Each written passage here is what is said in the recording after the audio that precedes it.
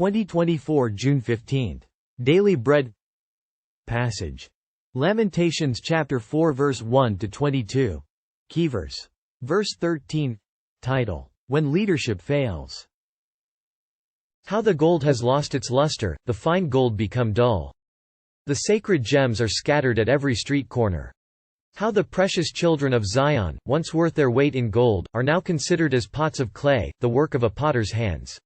Even jackals offer their breasts to nurse their young, but my people have become heartless like ostriches in the desert. Because of thirst the infant's tongue sticks to the roof of its mouth, the children beg for bread, but no one gives it to them. Those who once ate delicacies are destitute in the streets. Those brought up in royal purple now lie on ash heaps. The punishment of my people is greater than that of Sodom, which was overthrown in a moment without a hand turned to help her. Their princes were brighter than snow and whiter than milk, their bodies more ruddy than rubies, their appearance like lapis lazuli. But now they are blacker than soot, they are not recognized in the streets. Their skin has shriveled on their bones, it has become as dry as a stick. Those killed by the sword are better off than those who die of famine, racked with hunger, they waste away for lack of food from the field. With their own hands compassionate women have cooked their own children, who became their food when my people were destroyed. The Lord has given full vent to his wrath, he has poured out his fierce anger. He kindled a fire in Zion that consumed her foundations. The kings of the earth did not believe, nor did any of the peoples of the world, that enemies and foes could enter the gates of Jerusalem. But it happened because of the sins of her prophets and the iniquities of her priests, who shed within her the blood of the righteous. Now they grope through the streets as if they were blind. They are so defiled with blood that no one dares to touch their garments. Go away. You are unclean, people cry to them. Away. Away. Don't touch us. When they flee and wander about, people among the nations say, they can stay here no longer. The Lord himself has scattered them, he no longer watches over them. The priests are shown no honor, the elders no favor. Moreover, our eyes failed, looking in vain for help, from our towers we watched for a nation that could not save us. People stalked us at every step, so we could not walk in our streets. Our end was near, our days were numbered, for our end had come. Our pursuers were swifter than eagles in the sky, they chased us over the mountains and lay in wait for us in the desert. The Lord's anointed, our very life breath, was caught in their traps.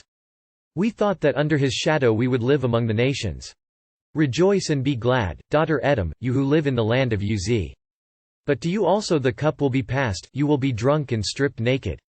Your punishment will end, daughter Zion, he will not prolong your exile.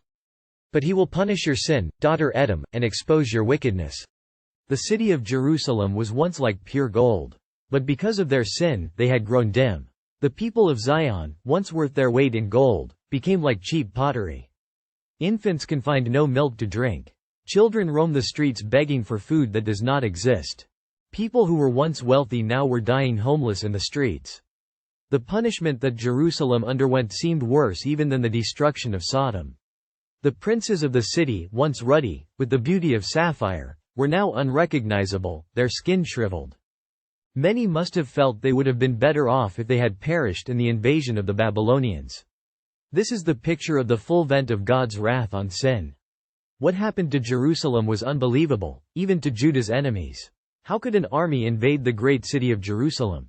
It was because the Babylonian invasion was God's punishment for the sin of Judah.